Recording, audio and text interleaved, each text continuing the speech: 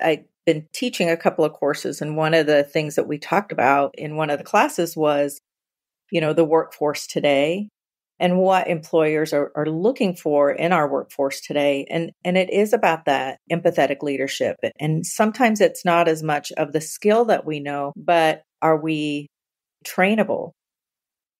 Can we train people if they bring that empathetic servant leader, high EQ to the table, we're more likely to be able to skill them up.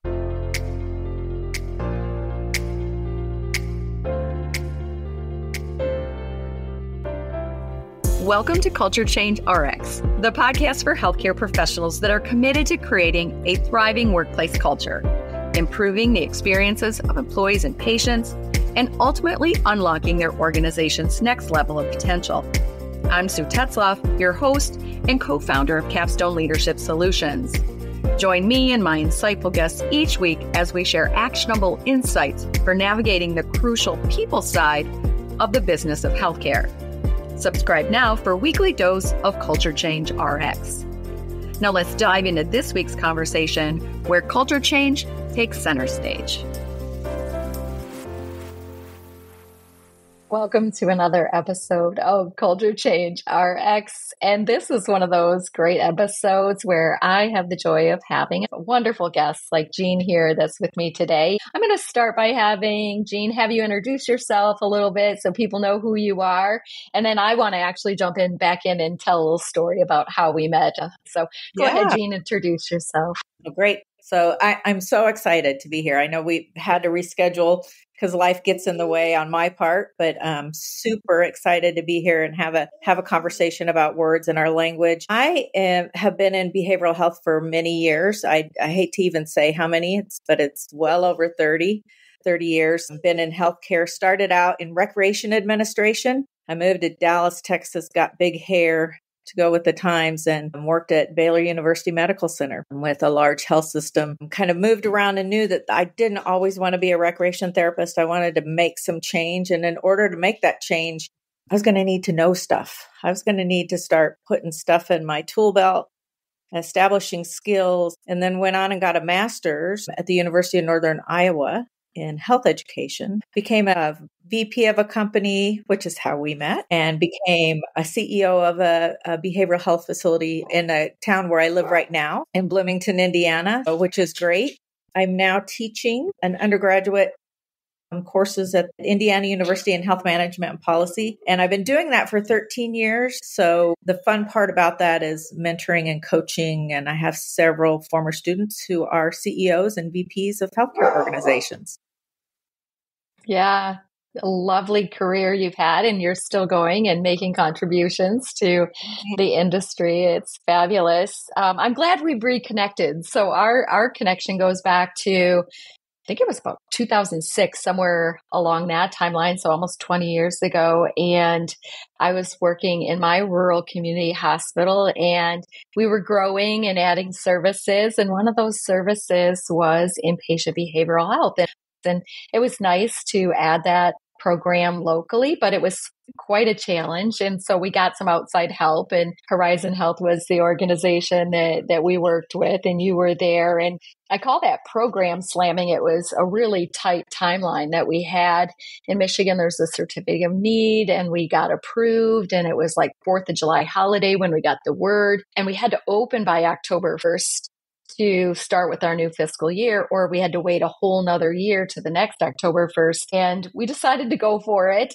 And I don't remember anything else in my life. I had little children at the time, but honestly, I don't remember much else other than opening up that new unit. And every day there were things, Jean, that I remember you and we probably talked every day, if not multiple times a day. And I remember thinking, if this one thing doesn't happen today, it's off. If this one thing doesn't happen today, it's off. And it, one of the things when we open that unit, like all pretty much new businesses or new services, you have a ribbon cutting and a community celebration. And one of the things that I just vividly remember about that, it really does relate to how important projects like this are, not just to communities, but to individual employees and leaders and the like. But we were going so fast on this project. We had a renovation to do of an old Air Force Base hospital to get it ready for these patients. And so it was really interesting because it was going so fast that the contractors didn't have enough help to like do the cleanup. Like they were doing the work, but they didn't have time to clean up from the work. And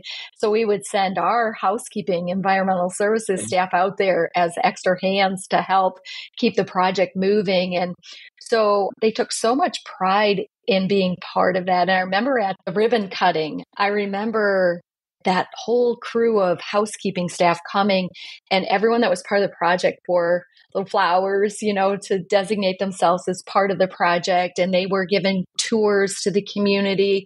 And I remember overhearing some of them say that they were trying to figure out how to get those big scissors out of the hands of the board chairman so that the housekeeper could actually cut the ribbon instead of the board chairman. They were like going to overtake them. They were so proud of being part of that project that they were going to cut the ribbon. So that's so awesome. Yeah. It's amazing the impact you can make when you have good supportive teams. Mm-hmm. Behavioral health in communities and back then wasn't always a popular thing. Oh. So, having conversations in the community about that behavioral health is a good thing, that when we don't go to our friends and family and say, you know what, as a diabetic, if you don't get your pump right, I'm going to have to send you to the hospital. We don't do it as a punishment. So having a lot of conversations with individuals about, it's a privilege. It's to be able to treat people who are suffering, to be able to interact with people on the worst day of their lives and their family's worst days, to help them heal and get better, and that it's not a punishment. You would do it if your family member was having a heart attack, the same for a panic attack. So having those conversations were so critical at that time. And they continue to be. No different. Yeah, you're right. And it's kind of tease up a bit of our theme today that for these episodes, we don't like to over prepare these episodes. We love to have just some natural, wonderful conversation around some themes that are people-centric, culture-centric. And in our conversation, we said, let's talk about words and language and communication and how important that is in life and health and behavioral health and leadership. Well, as we're just having this conversation, and especially around the housekeeping staff, coming in and the teams, it just brought back a reminder about how important our attitude is. I started a consulting company, and it's called All About Attitude. When I would meet with new leaders, that was one of the things that I would communicate with them, that what they bring into the organization makes a difference. And so if you walk into work, and especially in any health system, but mine was behavioral health. If you walk in with a bad attitude, you're a safety risk to that organization because people don't want to be around you. Patients pick up on that. So bringing in that attitude on a daily basis, being able to not, if you've had something happen at home or there is something, to sit down and have a conversation with somebody and let that go so that you can come in and be present and be effective and be empathetic to people that are there, that we get to treat. We get to come to work every day to hopefully help get better. So, for me, it's the attitude and how we bring our words around that attitude. I think it's critical in healthcare. It's critical in everything, but it's, I see it more so in healthcare. I love the name of your company, by the way. Talk about words, all about attitude. I love that so much. It is important, the attitude, and it does inform our words too, right? Our attitude is, and a lot of our communication is nonverbal as well. So words matter and nonverbal matters too. But, you said some strong words that, it's a safety risk. Certain attitudes are a safety risk. And so those are pretty strong words. I remember one time with a physician that back in the day, I don't know if this is still the appropriate words, speaking of words, is disruptive physicians. That was a phrase that was used. We had disruptive physician behavior policies and things of that. But I do remember in particular more than once as a nurse and as a leader in healthcare where that attitude, that behavior of a provider was such that clearly it was a safety risk. Clearly it was a safety risk. People didn't want to call a doctor to report a changing condition because they were fearful of the provider's attitude. They didn't want to engage him. They didn't want to work on his cases in the OR or whatever because of his attitude or potential attitude. So yeah, attitude matters, and it can be as extreme as being a patient safety risk. Yeah. And I think as leaders, it's really important, that attitude and what you bring forward with words. If you're asking, what are you doing? Are you asking, how are you doing? People get defensive from the, what are you doing instead of how are you doing? And then you can, move into the, how are you doing? And is there anything that you need assistance with today? Or how is your day going? To really encourage the feedback and that active conversation that's going to be meaningful. Because I've worked for organizations where the leader has led through fear and intimidation, phone calls that being cussed out. And I'm really fortunate that I see myself as confident and competent. So I don't succumb to that kind of leadership tactics, but several colleagues did. They're afraid of the retaliation that might happen just by the choice of the shaming and blaming words. And luckily we're seeing I think we're seeing a shift in that as we talk about more empathetic leadership and how we use those words to engage people versus disengage them into the workforce. You made me think of emotional intelligence in your statements you were making. And when I first became a healthcare leader, I'm sure that it was probably something that you noticed too, is that wasn't part of our training. It wasn't even part of what we talked about as being a leader. I mean, I think about really being trained up in the tactics of finance and human resources and ethics and but I don't remember too much about empathetic leadership or servant leadership or emotional intelligence, any of those kind of things. And when you talk about attitude, this is where we start talking about things like emotional intelligence and standards of behavior and codes of conduct and leadership style. That when I was, like I said, I'd been teaching a couple of courses, and one of the things that we talked about in one of the classes was, the workforce today and what employers are looking for in our workforce today. And it is about that empathetic leadership. And sometimes it's not as much of the skill that we know, but are we trainable? Can we train people if they bring that empathetic servant leader, high EQ to the table, we're more likely to be able to skill them up. So it's been an interesting conversation, with juniors and seniors about, your words matter. And so when you go and meet with somebody, how you verbally interact and how you non-verbally interact is critical.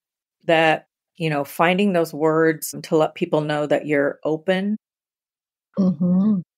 I refer the hungry, the hungry, humble, and smart, about behavioral based questioning. For a lot of employers are using that now. Are you humble? Are you hungry? And are you smart? Do you become defensive? And using those words as you interact with people. So you've been a leader of people for a long time, but can you think back to different bosses you worked for, like maybe the best attitude or maybe even some lessons, a lesson learned around language or words or attitudes from a boss? Go into work every day and bring joy and love it. You need to love it. And the minute you don't, you need to get out, because otherwise you're going to be miserable and you'll make everybody else around, not make them, because we can't make people do anything, but everybody else will potentially feel miserable as well.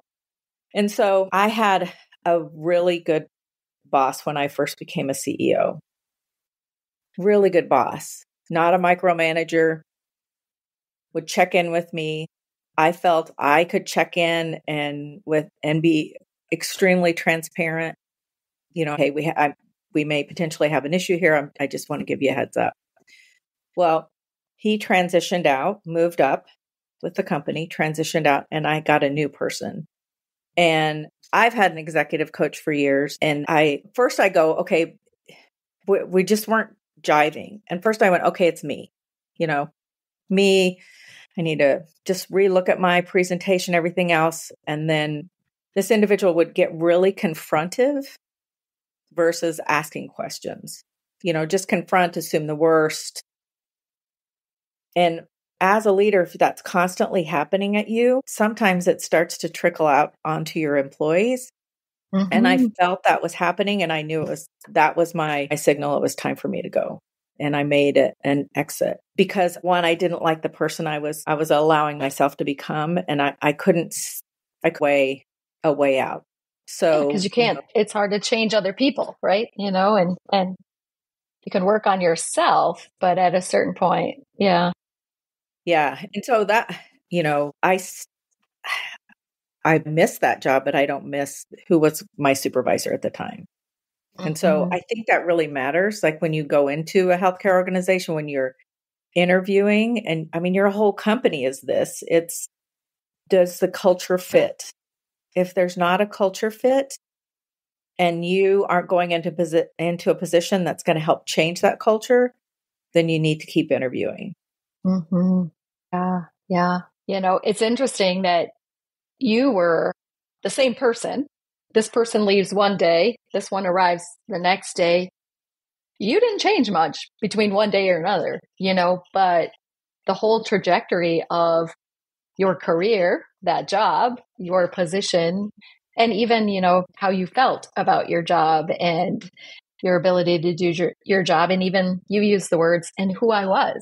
Who I was, how I was behaving in that situation with that boss. There is so much out there on research that says, the person you report to matters a lot. I think you're just giving a great example of that, Jean, is that the person you report to matters a lot. It's probably one of the things that maybe you, like me, it makes me really want to help leaders get better and better and better, and bosses get better and better and better, because it matters so much. And in healthcare, that's huge, because whatever you bring to the table, however you behave, those words that you use affect patient outcomes. Because, we all want to be heard. And I did an activity with the students asking about, what's one thing that would cause you to leave an organization, or if you're in jobs now or whatever that is. And a lot of them, are not in healthcare yet. But it's like just the need to be heard. Mm-hmm. I just want to be heard.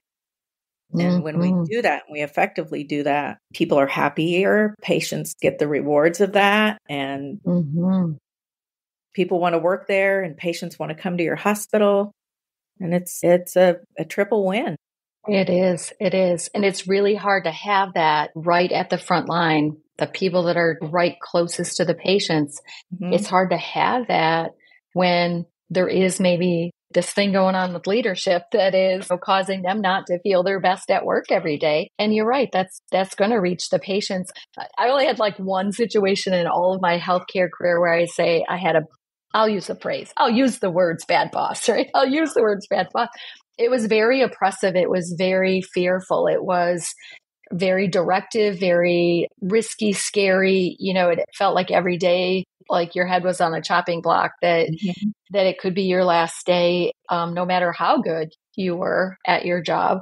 It just felt like it was just a really scary situation. And I was a vice president at the time, and this was a CEO. And I felt like, my whole job was to protect the leaders and the employees. And I was a clinical leader. So to your point about patient safety and risk and impact, I felt like my job was to be that buffer between that and the day-to-day work of taking care of patients so that it wouldn't be negatively impacted. And I really thought I was doing a really good job at that. Like, but I really wasn't powerful enough or capable enough to counteract that from that high position of power in the organization. When our board did let that CEO go, I had one of my jobs was to go around to make the announcement personally that the board had let the CEO go. And I went to our long-term care unit. It was a 51 bed skilled nursing facility attached to the hospital. And the CEO oversaw, he was the CEO over both, nursing home as well as the hospital services. And when I went over there, they had already heard, like the word got there before I did. And I saw nurse aides in the nursing home standing on chairs, singing and dancing because the CEO had been fired. And they were partying by the time I got there, celebrating loudly. And I didn't even think they knew who he was, what he was up to, what was going on. But they really did. I hadn't stopped it from reaching them. They knew about it. They were impacted by it. But what was kind of cool to see after the fact was how resilient an organization is, how fast they bounce back, and how as soon as that sense of fear and oppression and that scariness was gone, like people were just ready to dig right into improving everything, fixing everything. They wanted things to be positive and, progressive and forward moving. It felt like, a lid had been taken off, and they were ready to just, rise up. And, but yeah, I really was fooled to believe that I had truly been keeping that away from them. And I really couldn't. It was permeating every part of the organization. One leader. Wow. One. Well, so as leaders, we have a tremendous privilege to do the right thing, and make the right decisions and make sure they're as fair as they can be and decisive as they can be and be accountable. I think it's, it's just critical. And maybe it's a little bit of imposter syndrome, especially in my early years as a leader, but still today, 30 plus years into being a healthcare leader, I sometimes still forget how, I don't think of myself with this positional power, right? I don't feel I feel like I'm just, little old Sue from small Strong's Corners, 300 people in my little town, 30 people in my graduating class. I feel like this, just normal salt of the earth little person, But yeah, I'm a vice president of a hospital or I'm a consultant, and your words carry a different weight. And I sometimes forget that, people might take my words differently without my maybe even knowing how strong they came across and how impactful they are, because I don't think of myself as yielding that kind of authority. I often ask people, if you were a CEO of a hospital, what would your first day look like? And I can tell from asking that question, who's going to succeed and who's going to not. If somebody says, well, I'd have my secretary bring me some coffee. I'm like, next. No, you're going to walk the building and you're going to humbly meet people and you're going to get to know them and you're going to ask about their families and you're going to make sure that the housekeeping and maintenance are the most important people in the building, and those frontline CNAs or mental health technicians are thanked. When we talked about words, and it's interesting because the personal thank you notes, using our words to thank people, and those personal thank yous. And I remember as a CEO thinking, especially during COVID, sending a note, not just to those CEOs that I supported, but I sent personalized notes to their families because they were giving up a tremendous amount of family time to be at the hospital every day, sometimes overnight, and just, using the written word to say, I appreciate you so much. Your mom, your dad, your significant other is doing a hero's job here at the hospital, and our patients couldn't be taken care of without your support. And just how, using, it's two little words. It is. I and know. we don't use them enough. I know. Yeah. I was just doing an assessment of a healthcare organization, getting ready to do some work to set up some employee driven teams and to set up a leadership model. And so we do a pretty deep dive assessment, both qualitative and quantitative. And it's interesting because we ask about, their appreciation, recognition, celebration efforts in the past, like what have they been doing? And there was really in the culture of that organization a lot of negativity around thank you notes. In this organization, it had turned into something ugly and bad. And I'm like, okay, this can be fun to turn this around because we are Yeah. going to turn this around. It's amazing how something positive got turned into something that right now in their organization feels insincere. It felt, I don't know, somehow it did That'll be not. Yeah, I that will know. be so interesting to dig into, though, of like, I know. I can't wait. and that's like a whole other research project. When do I think about it, that has to be meaningful, it has to be relevant. But I think that would be Going to be that's interesting. It is. It is. And I could write a book. I've on thank you for the thank you notes. Like I've lost count, thousands of thank you notes over my career. And the stories that are on the other side, some of them are life changing, where, like, honestly, life changing stories where somebody says to me, is the thank you note you sent me changed my life. And they're not kidding. Like the stories, Gina, are just unbelievable. Like sometimes, like I said, we don't know what's on the other side of our words sometimes as a leader. And I remember a maintenance person in particular and came up to me, brand new employee. And he told me, he caught me in the hallway and he said, your thank you note changed my life in these ways. And I tell that story in detail. I might link it up. I think I have an audio of me telling that story. Yet in this organization, sending a thank you note right now would be like a negative thing. wow. I There's know. we we started when I was a CEO. It was a behavioral health hospital, children, adolescents, adults, and it takes a lot of courage to make that phone call to come in or to be brought in not Mm-hmm. under your own will and to receive treatment. And I'm like, we're just going to start something really simple.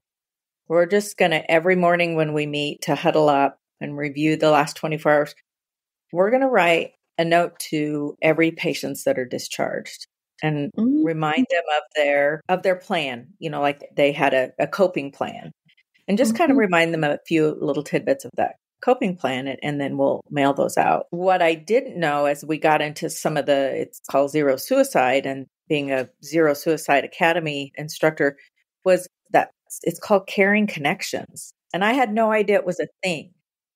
For me, it was just, this made sense that we would Yeah. want people to stay safe. And just like you said with your thank yous, just that note to say, wow, we know it took a lot of courage for you to come in. We really care about you. We hope you're Mm-hmm. doing well. And if you're not, just please reach out to us because we want to help. But we want to remind you that, when times get hard, you like to go put headsets on and listen to music. Something and it was just simple. And we had a system in place. And like any system, a little bit of it fell off because some staff person left, but rebooted it back up again, actually with the help of student interns. Good idea. The phone calls that we got from families and from patients, it energized the staff to say, Yeah. wow, us reaching out really has made an impact. This is worth doing. Mm-hmm. Yeah. I love that word connections. It really is about connecting, isn't it? And, Mhm. once they're gone from us and they're no longer, in our unit or in our clinic or whatever, to make that next connection with them and let them know that they're remembered. And yeah. Yeah. Here. Yeah. And that we care and that people care. Yeah. And I know that, like, with thank you notes, and I'm sure these notes that that unit sent, is they always seem to come at the right time with the right words that you needed in that moment. And that would be one of the things that an employee would say to me is, wow, the day your card arrived, that message, I just needed it that day. And I don't know how God sent it that day, Uh-huh.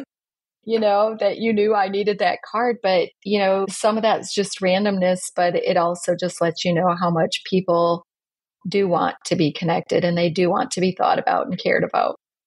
Yeah, we all do. You're exactly right. They come at just the right time, and having that connection and those words are, mean a great deal. Yeah. My husband's a physician, and this just happened last week where a patient brought him in a nice little gift with the holidays coming up, but in particular, a beautifully penned note and a card. It is the centerpiece of our dining room table for the last week or so. And it's brought him a lot of joy. I did something similar with the CEOs that I supported. Was I had them each write something positive about the other CEOs, something that they were grateful for and appreciated. We'd meet frequently. And then I wrapped those up and gave it to each of them as gifts, so that these are important for you to remember. People think of you, other people think of you. And at times when you're down or you don't feel like you're doing enough, or you're whatever that might be, that feeling that might come up, just take a moment to read those. Yeah. Yeah. Well, look at this, Jean. Our time is just like flown by. It's crazy how fast time flies when you're in a great conversation. I know we've covered a lot, but is there any parting thoughts, comments, wisdom, stories, anything you want to make sure you get out to the audience while we've got this opportunity today?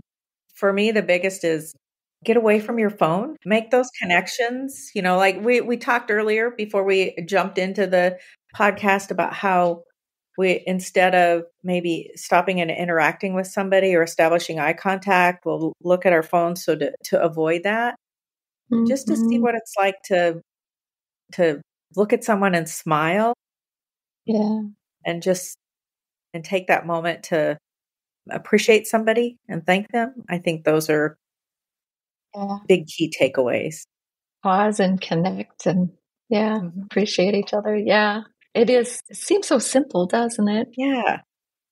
Yeah. It seems so simple. Yes, yes. Well, thank you so much for saying yes to this opportunity to have the conversation today, Jean. And I wish you much success with your students and your company, All About Attitude. Where can people learn about your company? I just want to make sure we put in a plug for your amazing work and the amazingness of you. And now you got this company, All About Attitude. Well, I think just connecting with me on LinkedIn is the best way. Okay. We'll put that in the show notes. I like to have as many connections as possible. The one thing that I take a lot of pride in is being able to connect people, especially students, over the years and to the jobs and meeting new people. Having all those connections also helps. Wonderful. We'll make sure that we put your LinkedIn connection in the show notes and circulate it with this episode as well. So hopefully, you can meet some new people. Thanks for tuning in to Culture Change RX. If you found value in today's episode and you are a believer in fostering change in healthcare, join us in making a difference. Follow, rate, and review our podcast on your favorite platform. Share it with colleagues and your network. Together, we can make a lasting impact. Until next week, keep inspiring positive change.